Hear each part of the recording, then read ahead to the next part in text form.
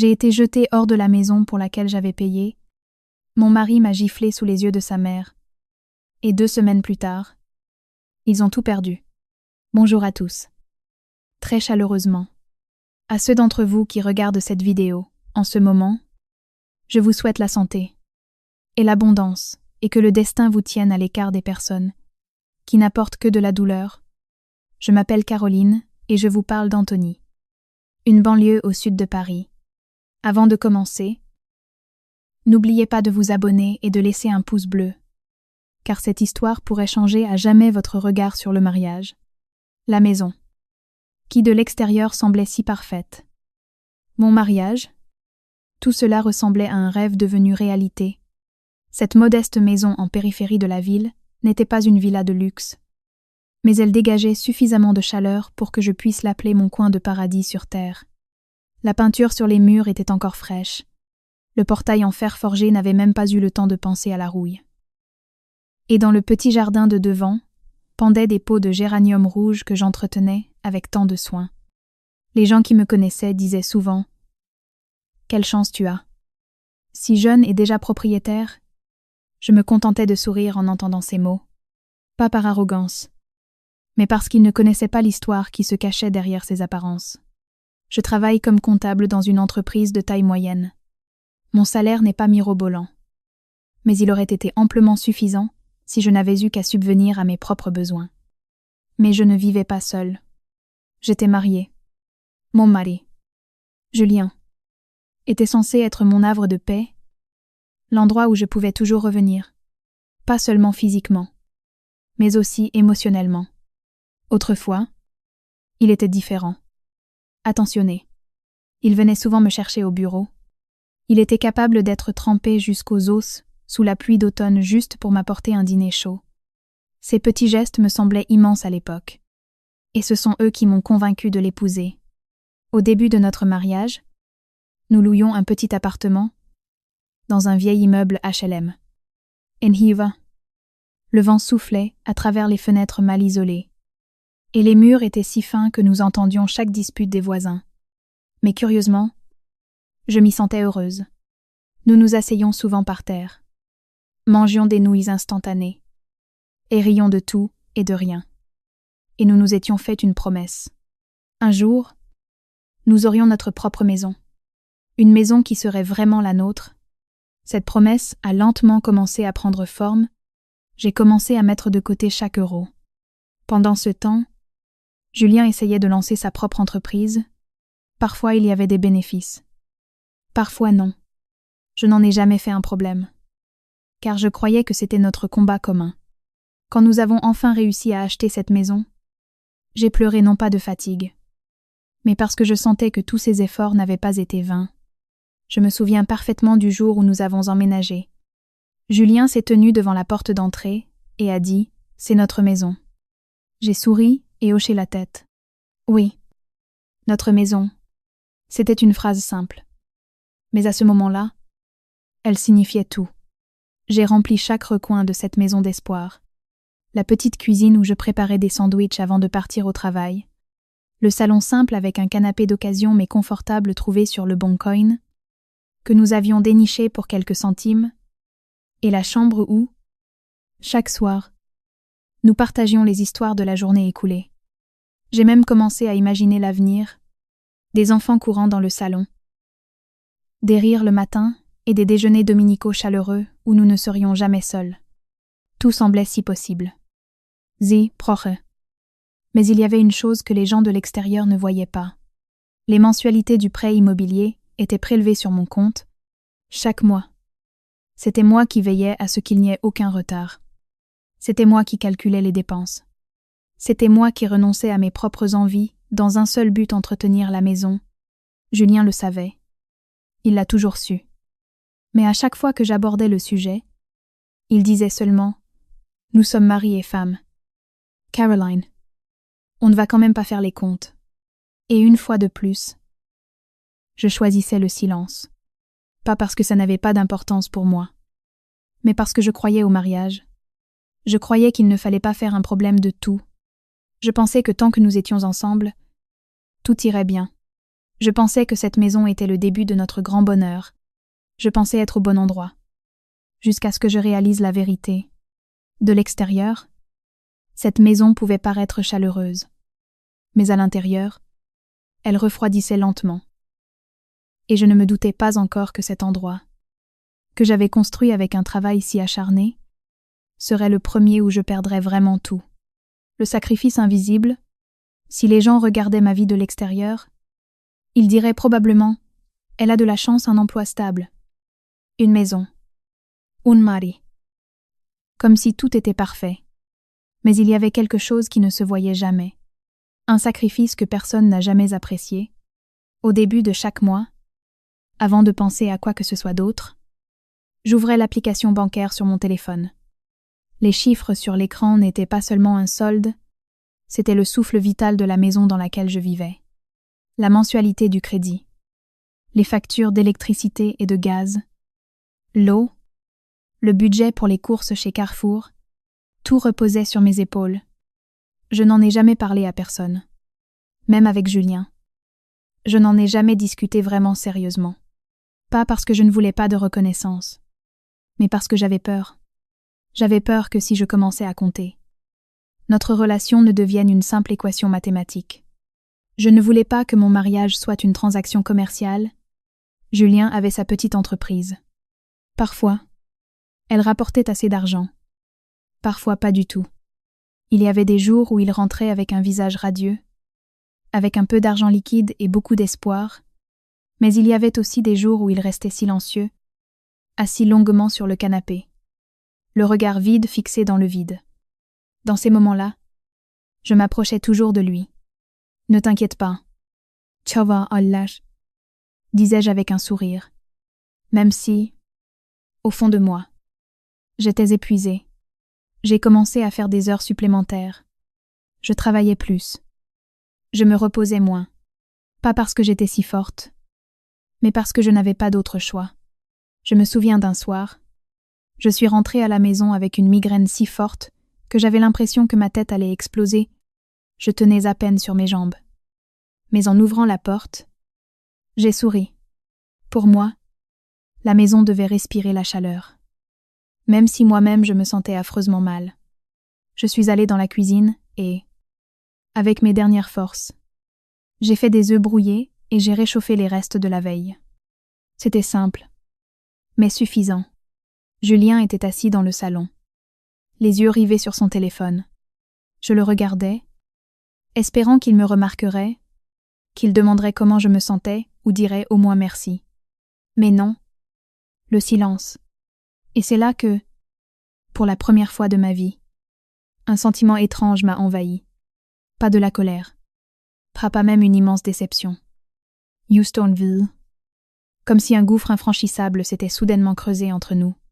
Sans m'en rendre compte, au fil des jours, j'ai commencé à m'y habituer. M'habituer à rentrer fatiguée sans que personne ne m'accueille, à manger en silence, à m'endormir sans un mot. La vie continuait, mais elle était différente. Je lui racontais de moins en moins de choses, car à chaque fois que j'essayais, la réponse était soit « d'accord », soit « on verra plus tard ». Avec le temps, j'ai cessé d'essayer. Je ne sais pas exactement quand nous avons changé. Il n'y a pas eu de grande dispute. Aucun événement dramatique. Lentement, progressivement, nous sommes devenus deux personnes vivant sous le même toit. Mais n'étant plus ensemble, et au beau milieu de tout ça, chaque mois, je faisais la même chose. Je payais les factures sans retard, sans me plaindre, sans que personne ne le sache, à quel point c'était difficile. Parfois, assise seule dans la chambre, je regardais mes relevés de compte. Ces chiffres étaient la preuve que je tenais bon. Non seulement pour la maison, mais aussi pour le couple qui se brisait silencieusement. Souvent, je me demandais si c'était ça le mariage, si tout le monde vivait ainsi, s'accrochant désespérément à quelque chose sans être vraiment heureux. Mais à chaque fois que cette question surgissait, je la repoussais au fond de moi. Car je croyais toujours que les choses s'arrangeraient. Je croyais toujours que Julien était simplement fatigué, que nous avions juste besoin de temps.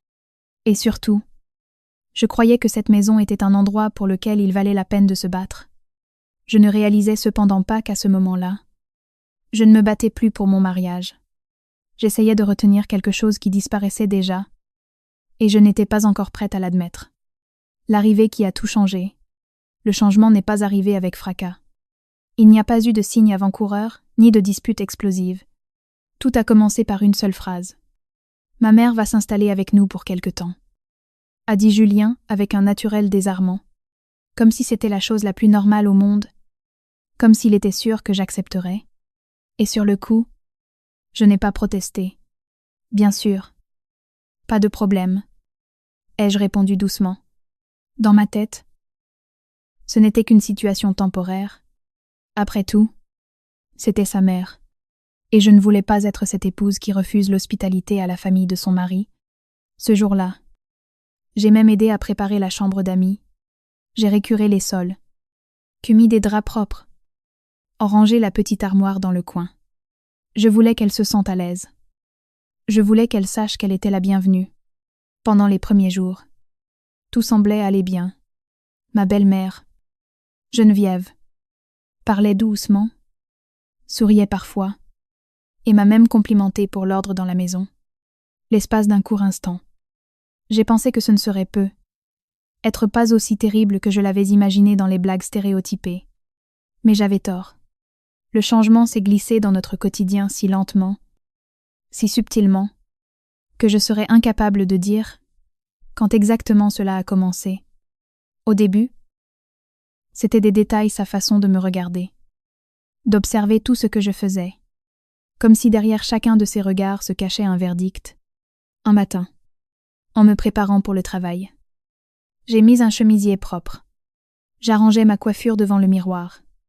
Geneviève s'est arrêtée sans un mot derrière moi, puis a commenté doucement que le travail, c'est ainsi que sont les femmes d'aujourd'hui.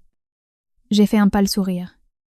Ne sachant que répondre, la phrase semblait innocente, mais pour une raison quelconque, je me suis sentie mal à l'aise.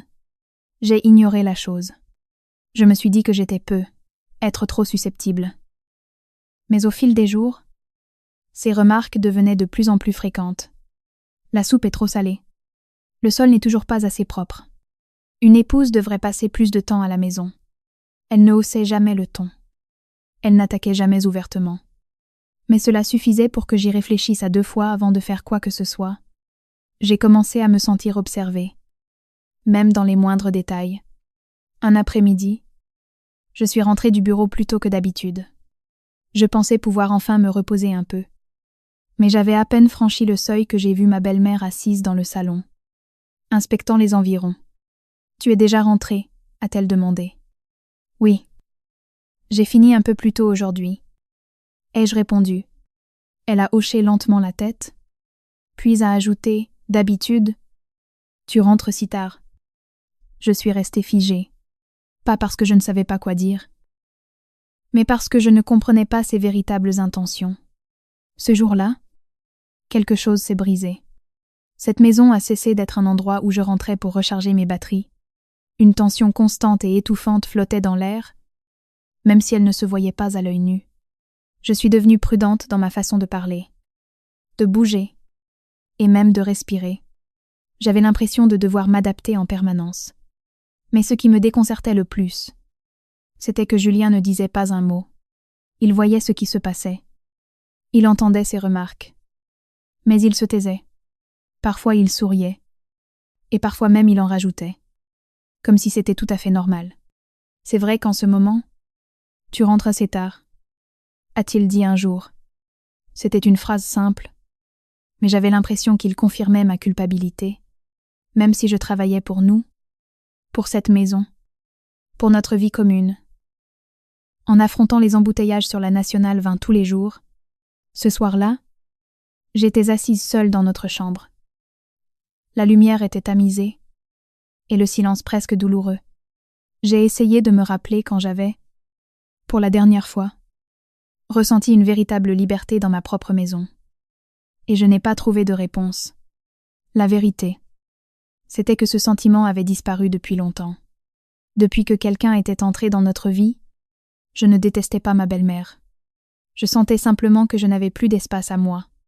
Et pour la première fois de ma vie, je me suis posé la question: est-ce toujours ma maison, suis-je, juste une locataire qui vit ici par hasard, et je ne savais pas encore que ce n'était que le début, car ce qui allait suivre n'aurait plus la forme de mots subtils, mais serait quelque chose de bien plus douloureux. Les pics subtils.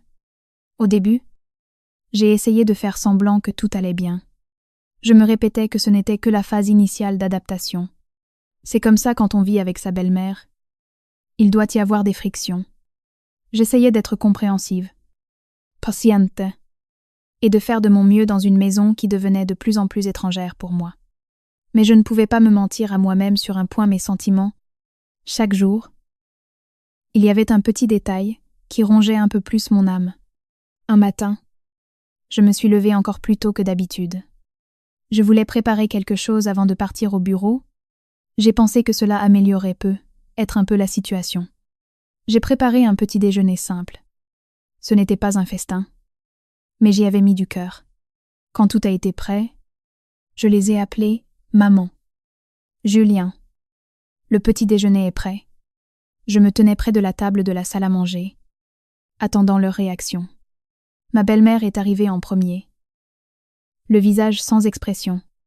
Elle a balayé la table du regard, puis s'est assise.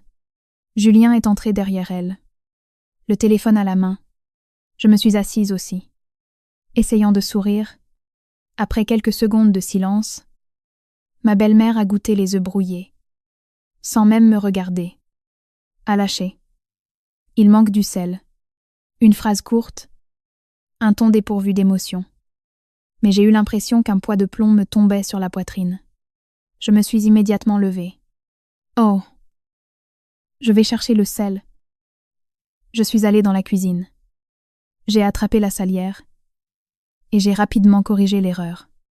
Mes mains tremblaient comme si j'avais commis un crime grave. Et pourtant, il ne s'agissait que d'un peu d'assaisonnement. Je suis retournée à table et je me suis assise. Cette fois, je n'ai pas dit grand-chose. Je mangeais simplement lentement. Dans ce silence, j'ai commencé à réaliser qu'il ne s'agissait plus du sel. Il s'agissait de la façon dont on me jugeait. Cependant, ce n'était pas la fin.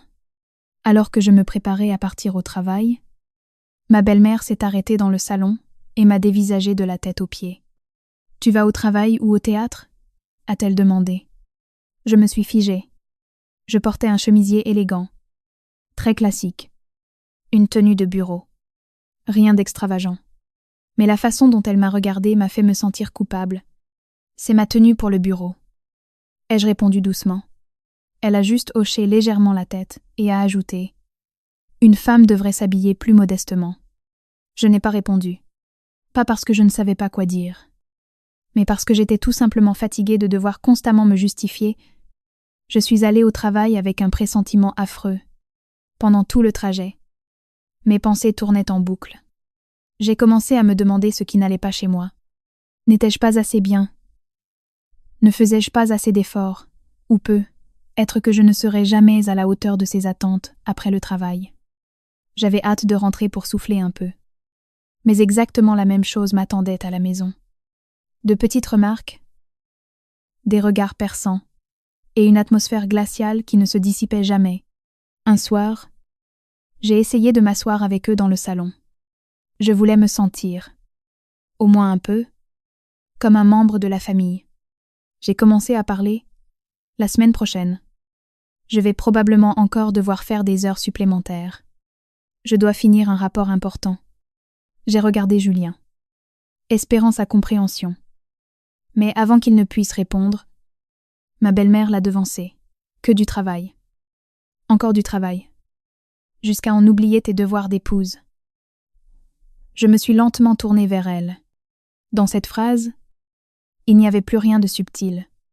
Il y avait une telle pression, une critique si ouverte, qu'il était impossible de l'ignorer.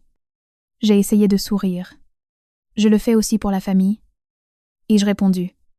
Mais elle m'a immédiatement coupé. La famille. Ce n'est pas seulement une question d'argent. Un silence de mort est tombé dans la pièce. Personne n'a dit un mot. J'ai regardé Julien dans l'espoir que, Pour une fois, il prendrait ma défense, qu'il dirait quelque chose. Mais il a juste soupiré doucement et a lâché « Bon, essaie de mieux organiser ton temps ». C'était une phrase simple. Mais elle a suffi pour que je réalise que j'étais complètement seule dans la maison que je payais moi-même. Dans l'endroit qui aurait dû être mon refuge le plus sûr, j'ai commencé à parler de moins en moins et à avoir de moins en moins d'espoir. Car à chaque fois que j'essayais, le résultat était le même. Ce soir-là, assise seule dans la chambre, je fixais le plafond. Des larmes coulaient silencieusement sur mes joues, pas à cause d'une grande tragédie, mais à cause d'une multitude de petites choses qui s'étaient accumulées. Pour la première fois de ma vie, je me sentais vraiment fatiguée, pas seulement physiquement, mais aussi mentalement, et je ne savais pas encore que tout cela n'était que le prélude à quelque chose de bien plus douloureux, le mari qui a commencé à changer. J'ai toujours cru que, peu importe la cruauté du monde extérieur, la maison est l'endroit où l'on peut se réfugier. Et dans cette maison, il devrait y avoir la personne qui sera toujours à mes côtés. Mon mari. Autrefois, Julien était celui qui me comprenait le mieux. Sans qu'il soit besoin de beaucoup parler, il savait quand j'étais fatiguée, quand j'avais besoin de sa compagnie, et quand je voulais juste qu'il m'écoute. Ces petites choses qui semblaient autrefois si naturelles me manquaient maintenant terriblement.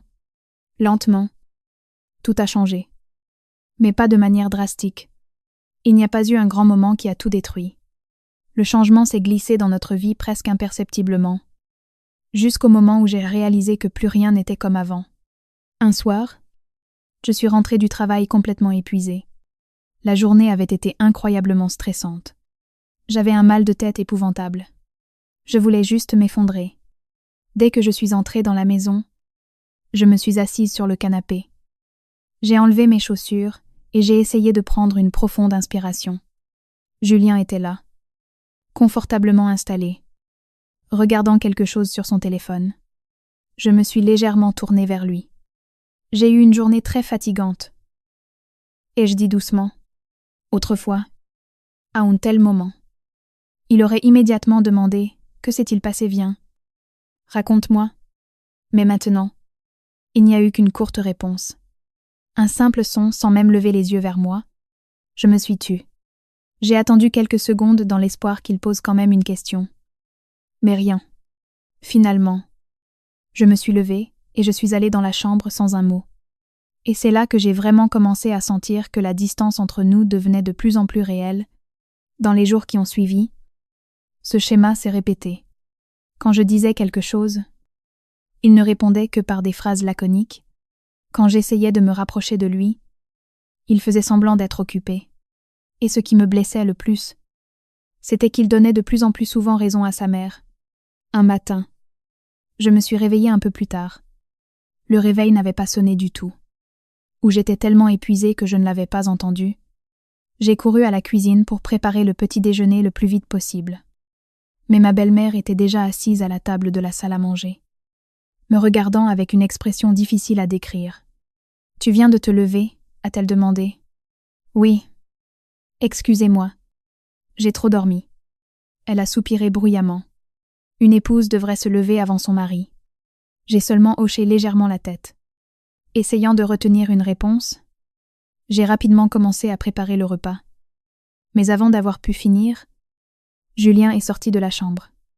En voyant la situation, j'espérais qu'il dirait quelque chose, ou au moins détendrait l'atmosphère.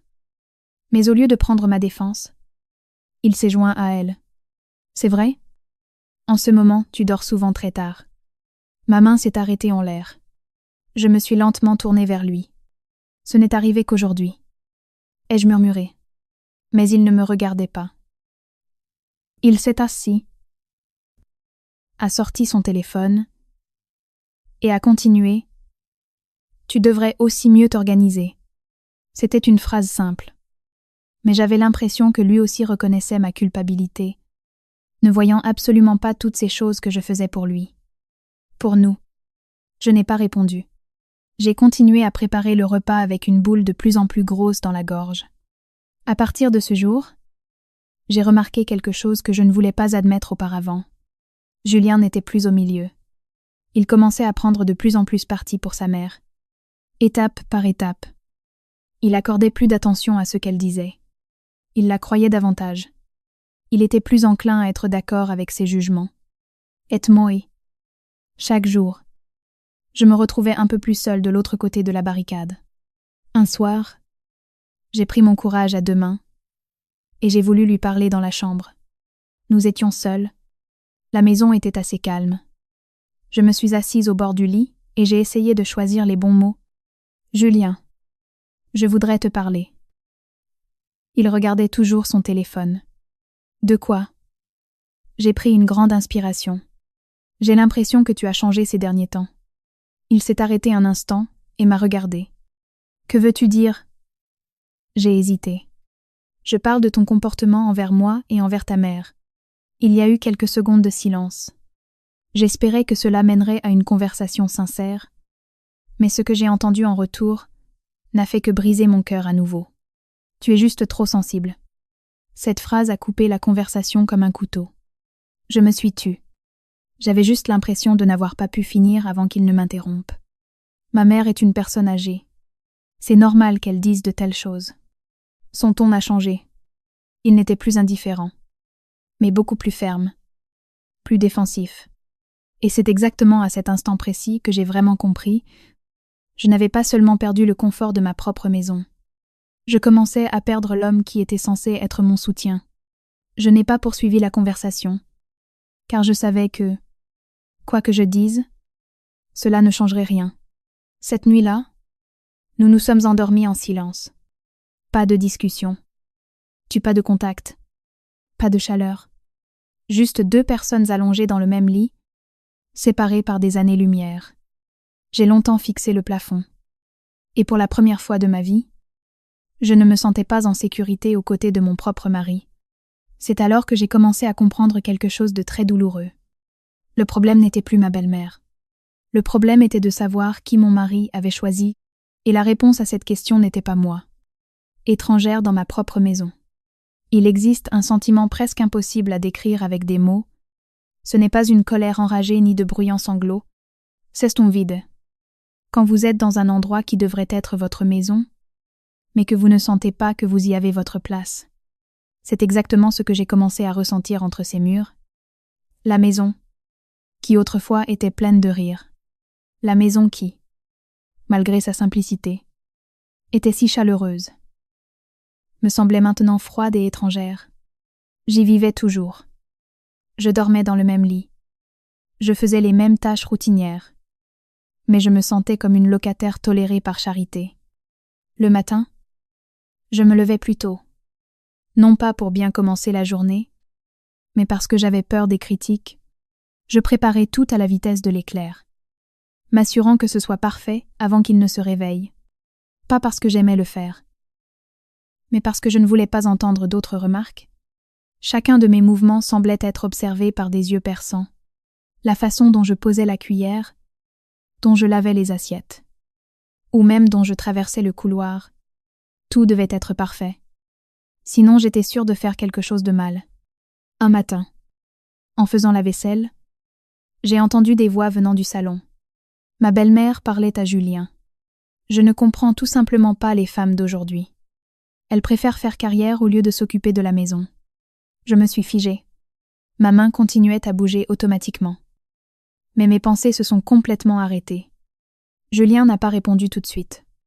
J'attendais. J'espérais qu'il dirait quelque chose. Quelque chose de simple du genre. Mais elle travaille aussi pour nous. Au lieu de cela, j'ai entendu. C'est vrai. Il y en a beaucoup comme ça aujourd'hui. Ma main est retombée. L'eau du robinet coulait toujours. Mais je ne pouvais plus bouger. Cette phrase n'était ni forte ni agressive, mais elle a suffi pour que je me sente anéantie. Comme si tout ce que je faisais était totalement sans valeur. J'ai lentement terminé la vaisselle, retenant quelque chose qui grandissait au fond de ma poitrine. Ce n'était pas des pleurs, mais plutôt la sensation de tomber dans un gouffre.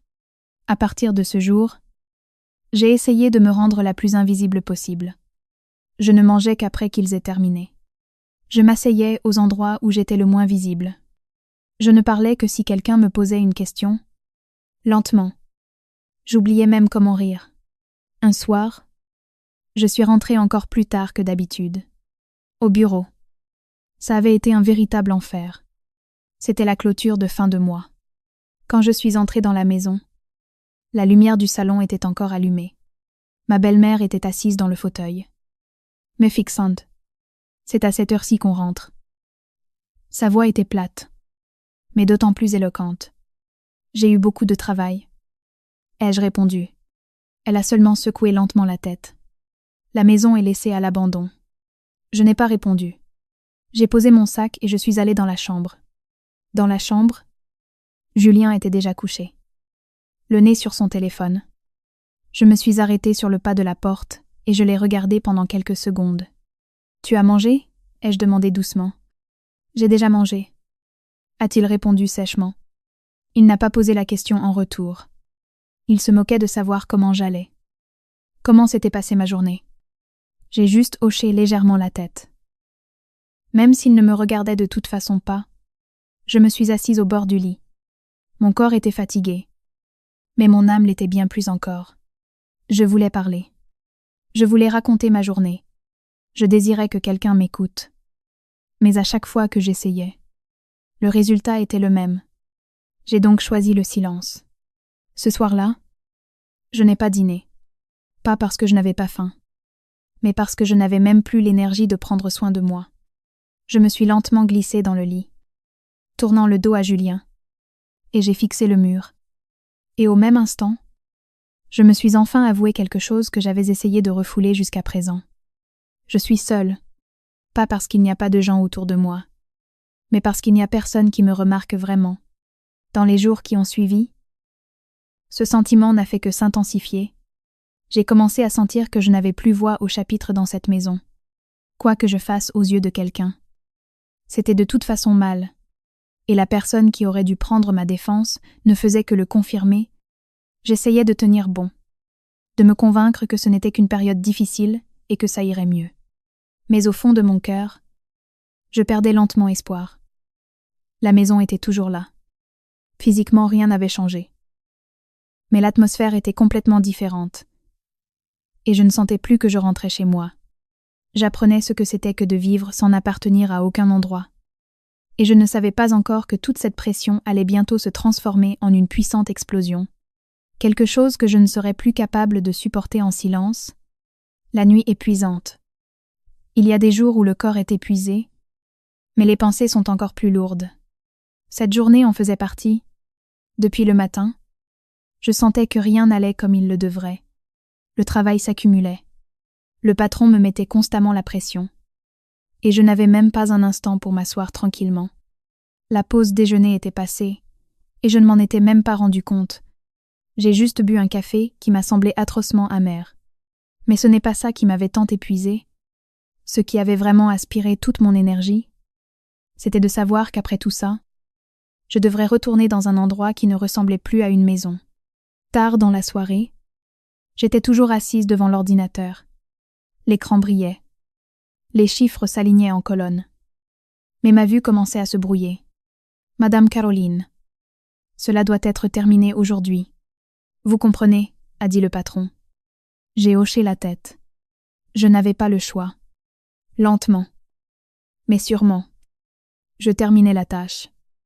Luttant contre la somnolence, le mal de tête et l'envie de tout envoyer balader.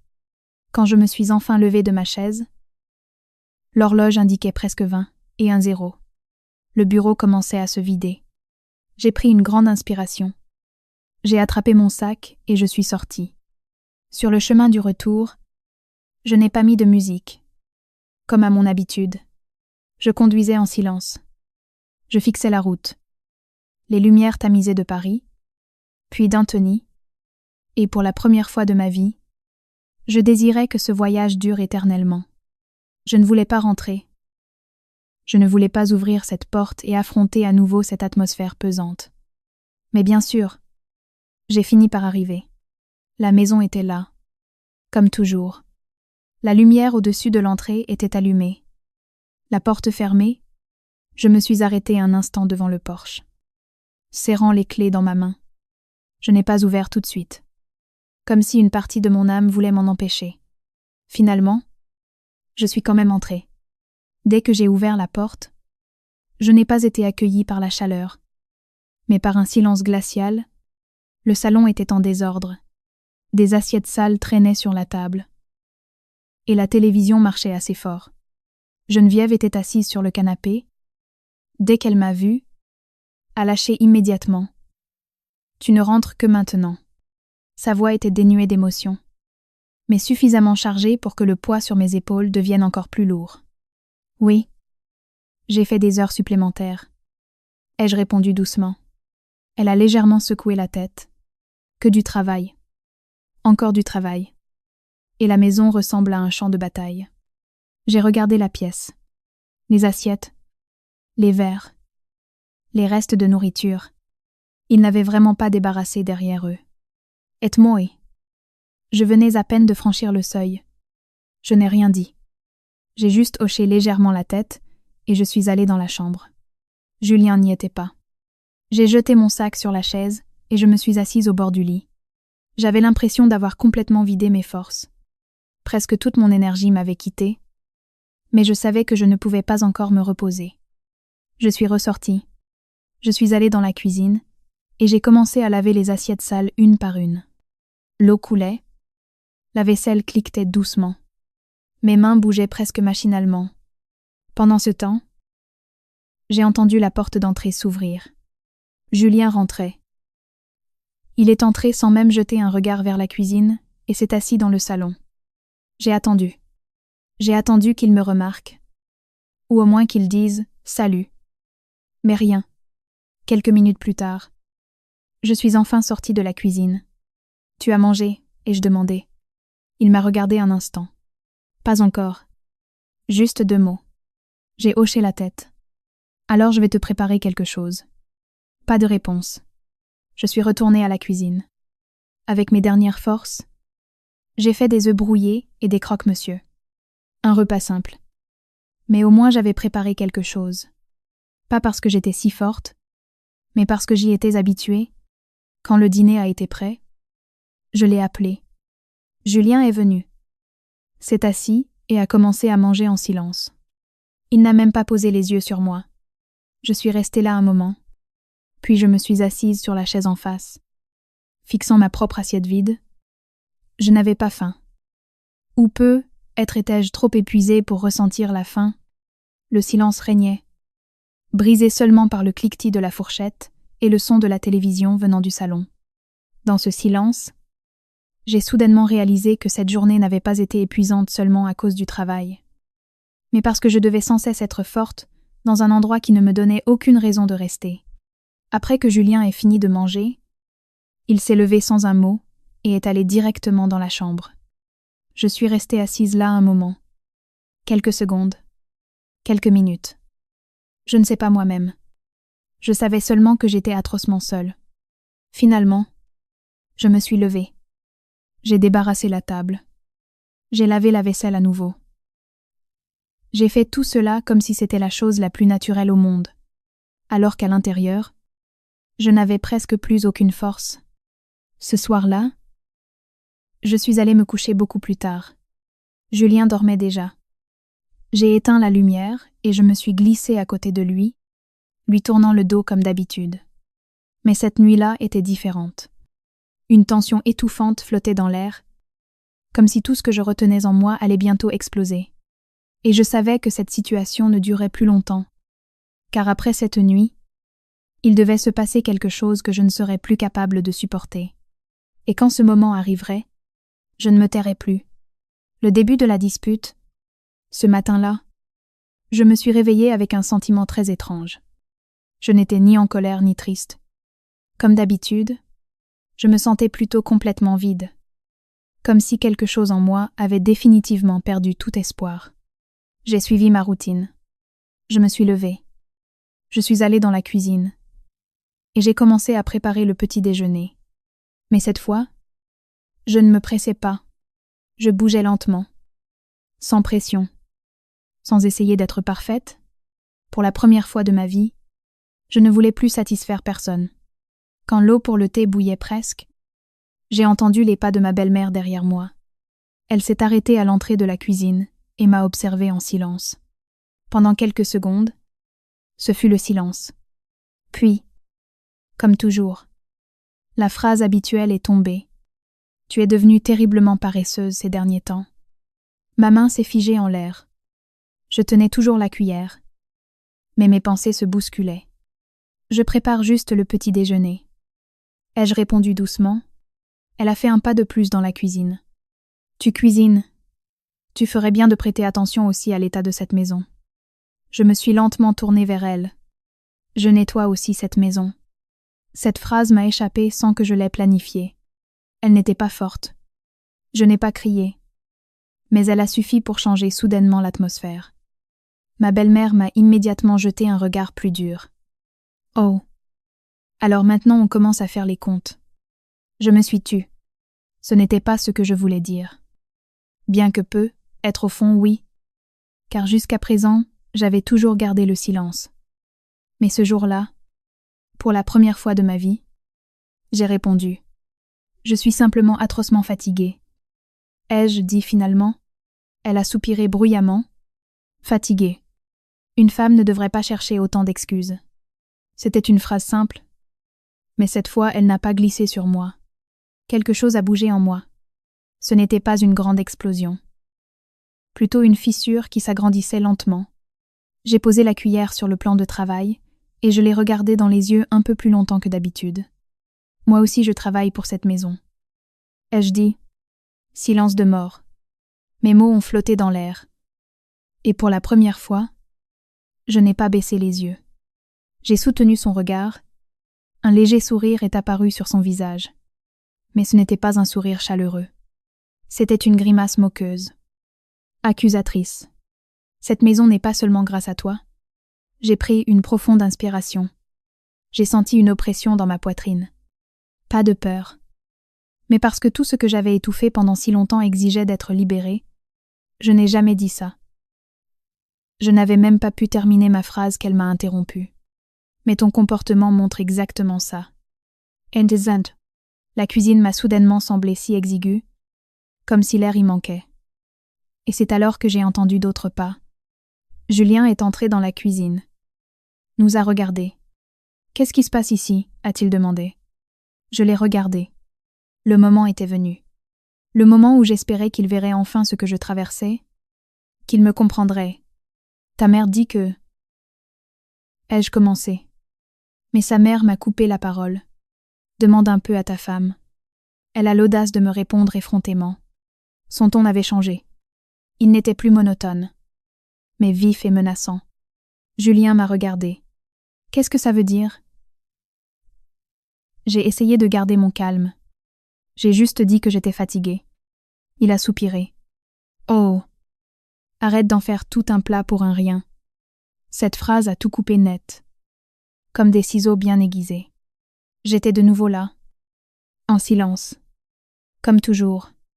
Maintenant aussi, tout ce qui m'arrivait ne semblait être à ses yeux qu'un détail sans importance. Comme si mes sentiments ne comptaient pas du tout. Je n'exagère pas. Ma voix a commencé à trembler. Mais je suis un être humain aussi. Julien, pour la première fois, je lui disais cela si sincèrement, si ouvertement. Et c'est peu. Être cela qui a tout changé. Julien m'a longuement regardé d'un regard perçant. Bon, qu'est-ce que tu veux exactement? Ce n'était pas une question. C'était un défi. Je n'ai pas répondu tout de suite.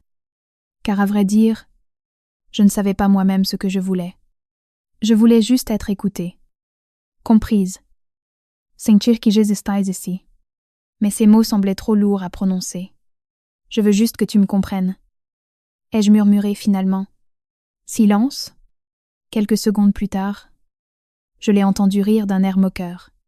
Pas parce que c'était amusant, mais parce qu'il me méprisait totalement. Tu es simplement trop sensible. Tu exagères. Cette phrase n'était pas un point final, à une phrase. C'était le point où quelque chose en moi s'est définitivement brisé. Je n'ai pas pleuré. Je n'étais pas furieuse.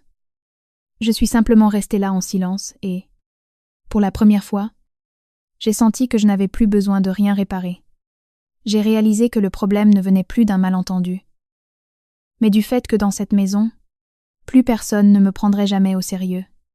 Les mots qui ont tout détruit. Après ce matin-là, plus rien n'a été comme avant.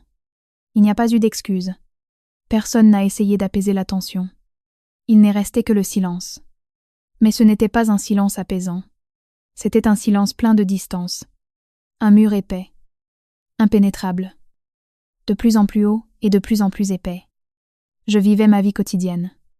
J'allais au travail. Je souriais aux gens. Comme si tout allait pour le mieux dans le meilleur des mondes. Car ce n'est qu'en dehors de la maison que je me sentais normale. Mais dès que je rentrais, tout recommençait à tourner de travers. Un soir, je suis rentrée un peu plus tôt que d'habitude. J'ai ouvert doucement la porte. À l'intérieur, un silence de mort régnait. La télévision était éteinte. Seule une lumière tamisée éclairait le salon. Je suis entrée lentement et j'ai vu Julien assis seul sur le canapé. Le regard vide fixé au loin. L'espace d'un instant, j'ai pensé que c'était une chance. Une chance de parler, de tout réparer. Je me suis approchée. Julien ne s'est pas retourné tout de suite. Quoi ? Sa voix était plate et dénuée d'émotion. Je me suis assise dans le fauteuil, en face de lui. Je ne veux pas que nous continuions à vivre ainsi. Il m'a enfin regardée. On ne pouvait rien lire sur son visage. C'est, à dire... J'ai pris une grande inspiration. Nous sommes comme deux étrangers l'un pour l'autre. Silence. Les secondes passaient. Et j'attendais. J'espérais que cette fois, il s'ouvrirait enfin. Mais ce qui a suivi a dépassé mes attentes les plus folles. Un léger sourire est apparu sur ses lèvres. Ce n'était pas un sourire sincère. Gentil. Et qu'est-ce que tu veux de plus ? Je l'ai regardé. Je veux juste que nous soyons comme avant. Ces mots sont sortis de ma bouche lentement. Doucement. Sincèrement. Sans colère. Sans aucune exigence. Un simple rêve. Mais sa réaction m'a totalement anéanti. Il a ri doucement. Comme avant. Tu penses vraiment qu'en un claquement de doigts, tout reviendra à la normale. Je me suis figée. J'ai changé. Parce que toi aussi tu as changé. Caroline, a-t-il ajouté. J'ai froncé les sourcils. Moi, il a hoché la tête avec conviction. Oui. Toi. Ces derniers temps, tu n'es occupé que par ton travail. Tu rentres tard. Et la maison est à l'abandon. Ante. Chacun de ces mots était d'une cruauté inouïe, un acte d'accusation cinglant. J'ai essayé de m'expliquer. Je travaille pour nous. Julien.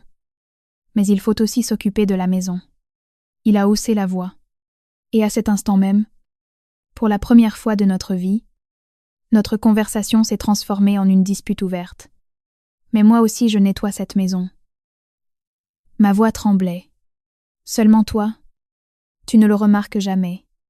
Il s'est redressé et s'est levé brusquement, me fusillant du regard. Parce qu'il n'y a rien à remarquer. Cette phrase m'a frappée comme un coup de couteau en plein cœur.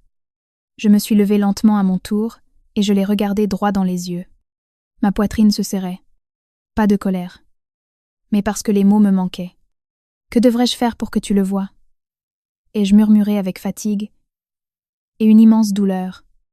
Et c'est alors qu'il a dit quelque chose que je n'oublierai jusqu'à la fin de ma vie. Tu n'es toléré dans cette maison que par charité. Omzeke. Silence. Le monde autour a semblé s'arrêter complètement. Je n'ai pas réagi immédiatement. Mon cerveau a eu besoin de temps pour comprendre ces mots. Je suis quoi ? Ma voix était à peine audible. Il a maintenu le contact visuel. Il n'a même pas scié. Oui. Ne va pas croire que tu as tant de droits ici. Cette phrase a tout détruit. Non seulement mes sentiments, mais tout ce à quoi je m'étais accrochée jusqu'à présent. Tout ce que... Je le croyais. Nous avions construit ensemble. Je l'ai regardé, essayant de trouver en lui des traces du Julien que j'avais connu, de celui qui s'était tenu autrefois à mes côtés devant cette même maison, et avait dit « C'est notre maison ». Mais l'homme que je voyais maintenant n'était plus cet homme-là. Je n'ai pas pleuré. Ou du moins pas tout de suite. Car la douleur était trop profonde. Bien plus profonde que ce que de simples larmes pourraient exprimer. Je suis restée plantée là, en silence. Et pour la première fois de ma vie, j'ai vraiment ressenti que je n'avais pas ma place dans cette maison, dans cette relation, et même dans sa vie. J'ai pris une très profonde inspiration. J'ai ravalé ma salive, et j'ai juste dit « bien ». Un seul mot, sans émotion, sans protestation. Mais dans ce mot, quelque chose avait changé. Pas parce que j'avais abandonné, mais parce que j'avais commencé à tout lâcher. Et lui ne s'en doutait même pas. Il ne savait pas que cette phrase qu'il venait de prononcer était le début de quelque chose que lui-même ne serait jamais capable de réparer. C'est là que j'ai compris. Je ne perdais pas ma maison. Je perdais la raison pour laquelle je m'y étais accrochée en premier lieu. La gifle. Je pensais qu'après ces mots, plus rien ne pourrait me blesser davantage. Je me trompais. Il s'est avéré qu'il n'y a rien de plus cruel que les actes. Ce soir-là, la maison était plus silencieuse que d'habitude. Je suis allée dans la chambre la première. Je me suis assise au bord du lit, ne sachant que faire de moi-même. Les mots de Julien résonnaient encore à mes oreilles. « Tu n'es toléré ici que par charité. » Il tournait dans ma tête comme un disque rayé qu'on n'arrive pas à éteindre. Pendant de longues minutes, j'ai fixé le sol, essayant de me calmer, me disant que tout pouvait encore s'arranger, que ce n'était qu'un soudain éclat de colère, qu'il ne le pensait pas vraiment. Mais plus j'essayais, plus il devenait clair que ce n'était plus un simple détail. Quelques minutes plus tard, la porte s'est ouverte. Julien est entré, sans me regarder. S'est dirigé droit vers l'armoire. Je l'ai regardé. Il y avait en moi quelque chose qui voulait encore essayer, qui voulait encore réparer tout ça. Julien n'a pas répondu. Je me suis levée lentement. « Tu penses vraiment que je ne suis ici qu'une invitée tolérée par charité ?» Ma voix était basse, presque comme un murmure. Il s'est arrêté et s'est tourné vers moi. Son regard était glacial. « Tu as toi-même provoqué cette situation ?» J'ai secoué la tête. J'ai seulement travaillé pour nous. Avant de pouvoir finir, j'ai entendu une voix venant du salon. « Julien. » La voix de ma belle-mère était dure, tendue, comme si un drame venait de se produire. Julien est sorti de la chambre en courant. Je suis restée là un instant, puis je l'ai suivi. Dans le salon, l'atmosphère avait radicalement changé. Geneviève se tenait là, le visage tendu. Je ne tolérerai pas qu'elle me réponde effrontément comme elle l'a fait ce matin, a-t-elle dit, en pointant le doigt vers moi. Je suis restée sans voix. Julien s'est tourné vers moi. Son regard s'est durci. Alors maintenant, tu oses répondre effrontément à ma mère. J'ai immédiatement secoué la tête.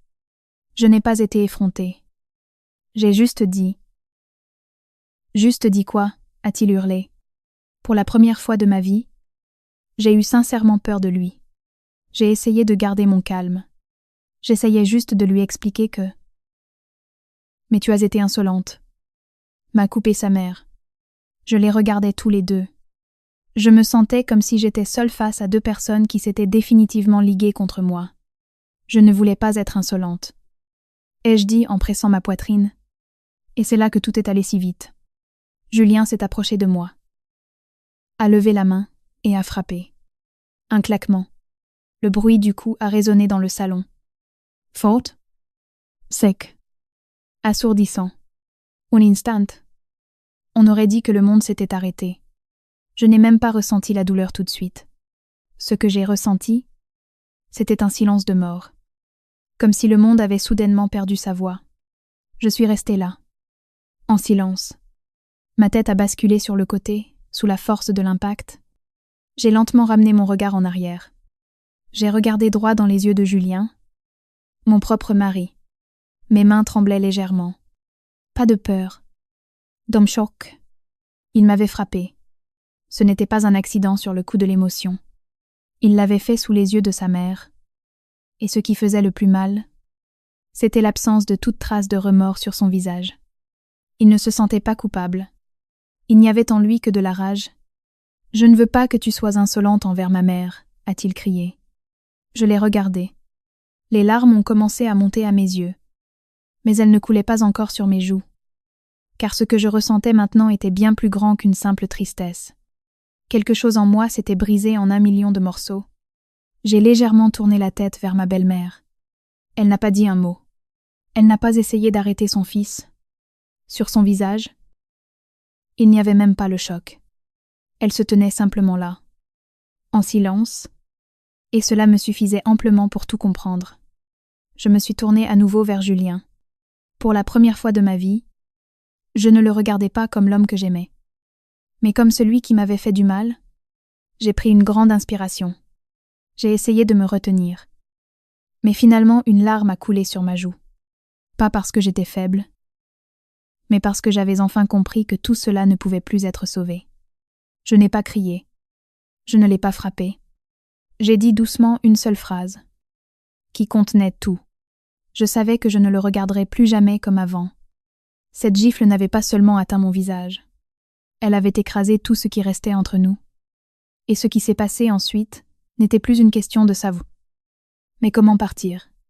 La phrase qui m'a jetée dehors, après ce coup, plus rien n'a été pareil.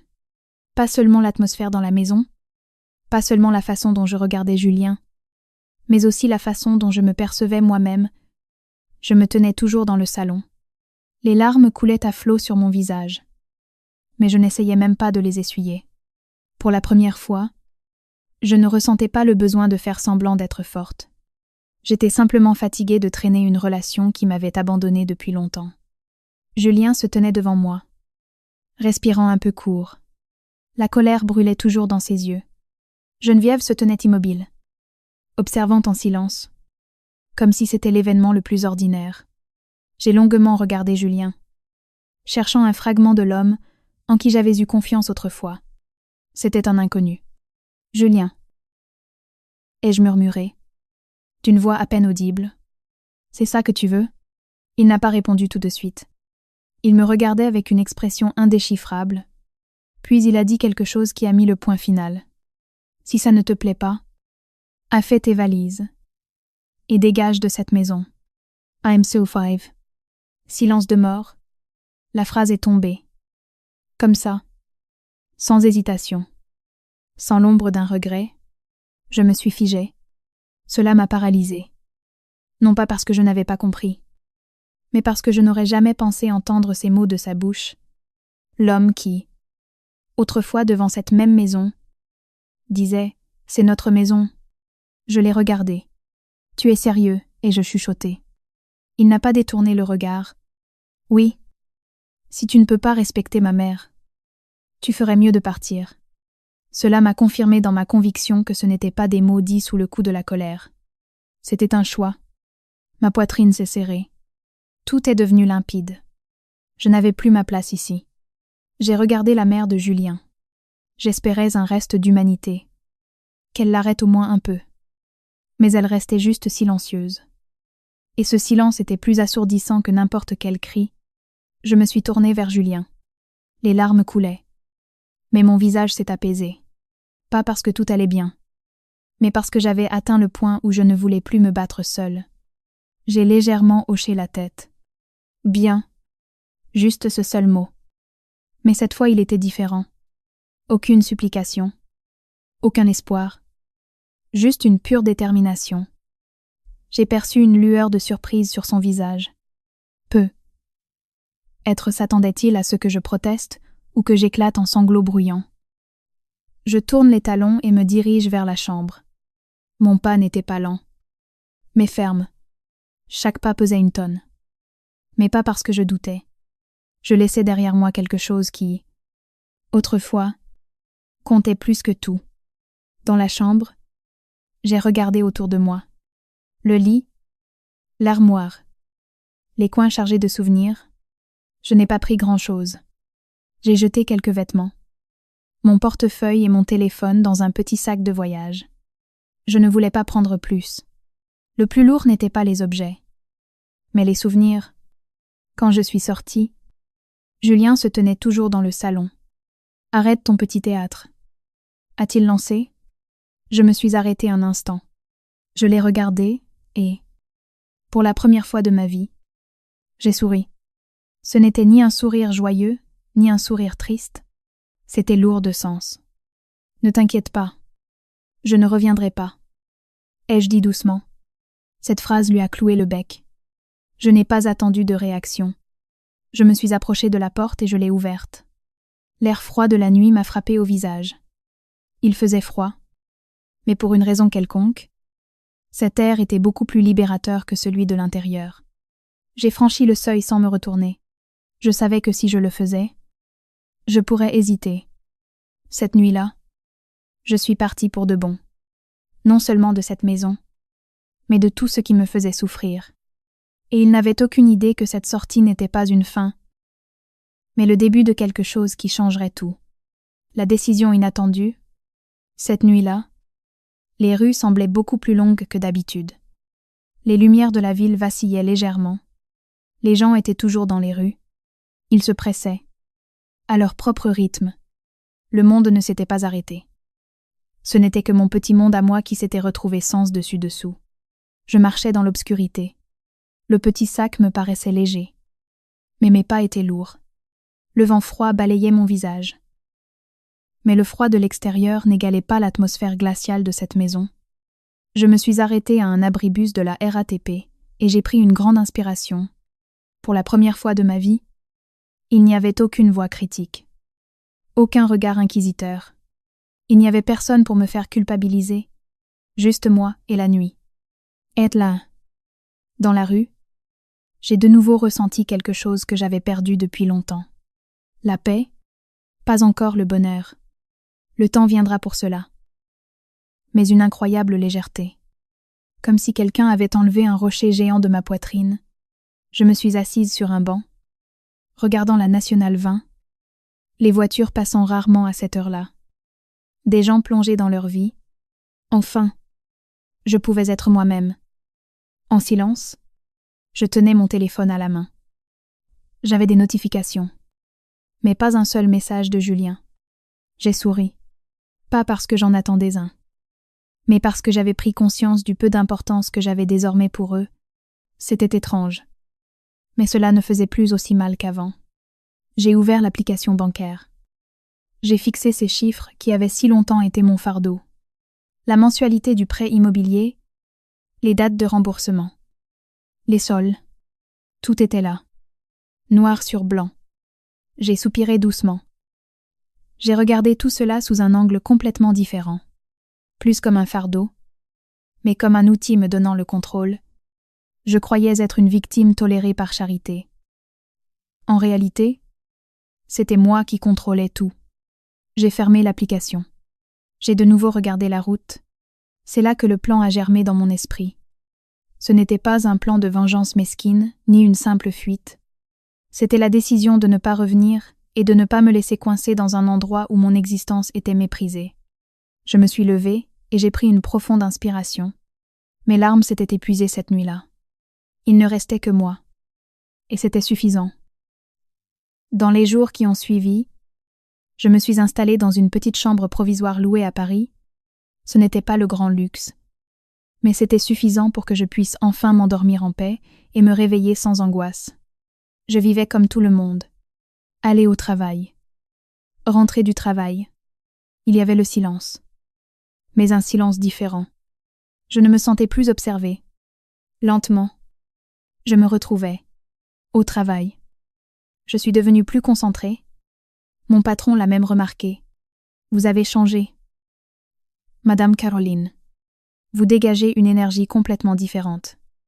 J'ai souri, car je savais que ce n'était pas le travail qui avait changé, mais ma vie. Je n'ai pas essayé de contacter Julien une seule fois. Je considérais tout cela comme clos. Pendant ce temps, dans toute cette agitation, il y avait une chose dont il n'avait pas la moindre idée. Quelque chose que j'avais réglé bien avant cette nuit dramatique, quelque chose qui allait tout bouleverser. Les secrets. Toutes les décisions ne naissent pas d'une impulsion soudaine ou d'une explosion de colère. Certaines découlent d'une fatigue refoulée, d'humiliation endurée pendant longtemps. Ma décision n'avait pas été prise cette nuit-là. Des semaines avant de quitter la maison, j'ai senti que quelque chose devait changer. Je ne voulais pas le quitter, mais je savais que cet environnement me dévorait à petit feu.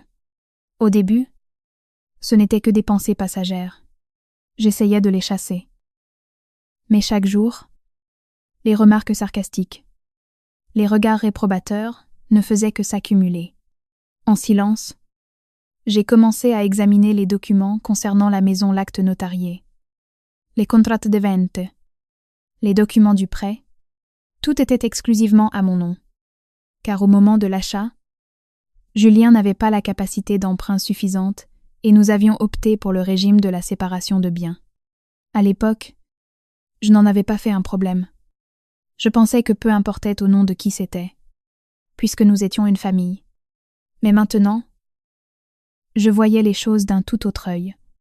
Je me demandais ce qu'il adviendrait de la maison si je partais vraiment.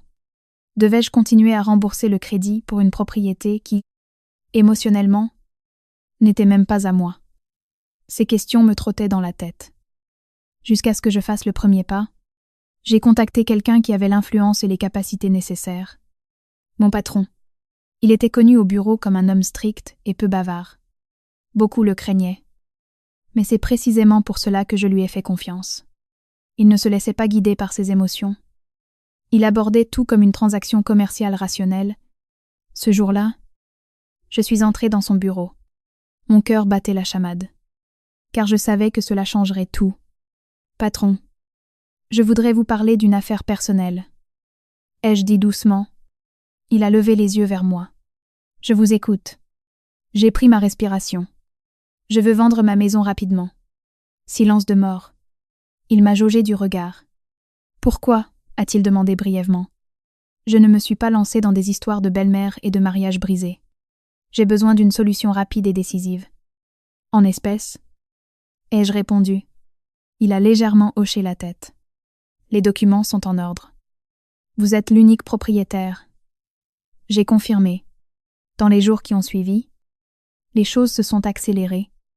Le patron a organisé l'intervention d'une agence immobilière amie et d'un expert, l'évaluation, les négociations avec un investisseur cherchant une propriété clé en main, la promesse de vente.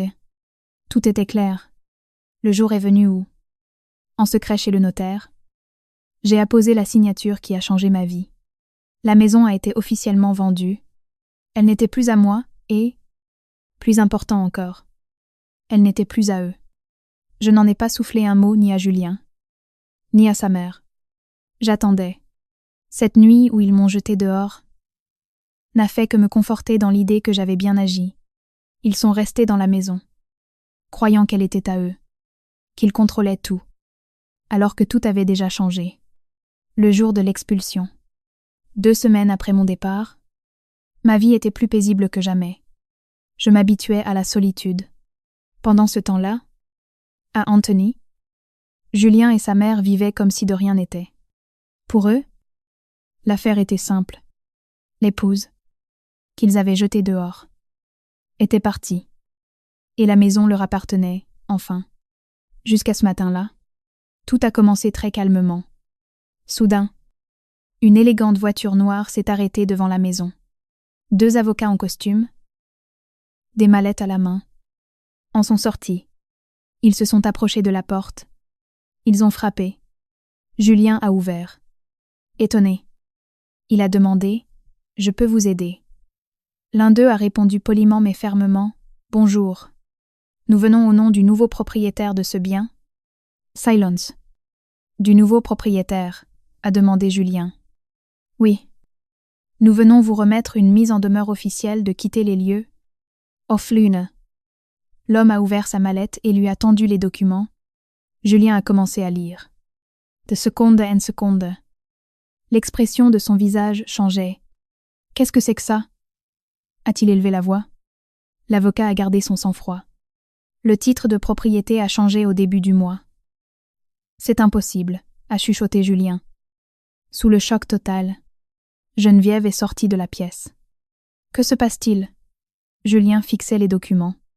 L'acte notarié, l'extrait du registre de la conservation des hypothèques. Il fallait un enregistrement. Et entre-temps, le nom du vendeur était inscrit noir sur blanc. Caroline. L'avocat a poursuivi calmement. L'ancienne propriétaire a rempli toutes les formalités légales. Nous ne faisons qu'initier la procédure de reprise et exigeons que vous libériez le bien immobilier. La voix de la mère a commencé à trembler. L'ancienne propriétaire, qui ? La main de Julien tremblait si fort qu'il ne pouvait pas tenir les papiers. Il a immédiatement plongé la main dans sa poche pour attraper son téléphone. Et m'a appelé « Moé ». À l'autre bout de Paris, je regardais simplement l'écran du téléphone. Son nom clignotait. Mais je n'y ai pas touché. Dans la maison à Anthony. La panique montait. Conformément au protocole, nous vous accordons un court délai légal pour vider les lieux, a dit l'homme sans l'ombre d'une émotion, à défaut d'une restitution volontaire. Nous serons contraints de faire appel aux forces de l'ordre et d'entamer une procédure d'expulsion. Il a fermé sa mallette. Julien s'est mis à faire les 100 pas dans le salon comme un animal en cage, m'appelant sans arrêt. J'entendais la sonnerie. 1 fois, 2 fois, 3 fois, 10 fois. J'ai ignoré, non pas pour me venger, mais parce qu'en moi-même, j'avais déjà clos ce chapitre. Geneviève s'est effondrée sur une chaise. Ses yeux clairs avaient perdu toute leur force.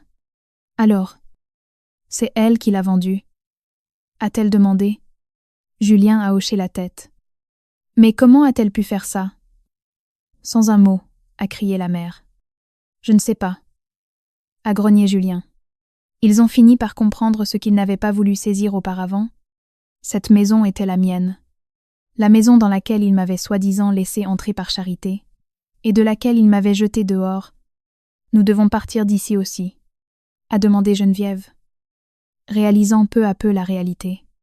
Ils avaient perdu la maison. Ils avaient perdu ce qu'ils croyaient être leur droit. Julien s'est laissé tomber dans le fauteuil. L'impuissance peinte sur le visage. Les remords tardifs. Dans les jours suivants, la situation est devenue d'une clarté limpide. Les lettres des représentants du nouveau propriétaire atterrissaient dans la boîte aux lettres. Le temps s'écoulait. Les messages de Julien inondaient mon téléphone. Des supplications, de longues justifications, des excuses, des promesses qu'il réparait tout. J'ai choisi le silence. Car pour certaines choses, il n'est apostom muts. Le jour est finalement arrivé où la voiture noire s'est de nouveau arrêtée devant la maison. Julien et sa mère ont dû quitter la propriété. Cette fois, sans l'ombre d'une arrogance ou d'un sentiment de supériorité, ils étaient anéantis. Ils sortaient leurs affaires.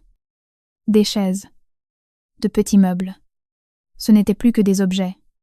Au moment d'emporter les cartons, Julien s'est probablement souvenu de la phrase qu'il m'avait jetée au visage, et qui s'était retournée contre lui.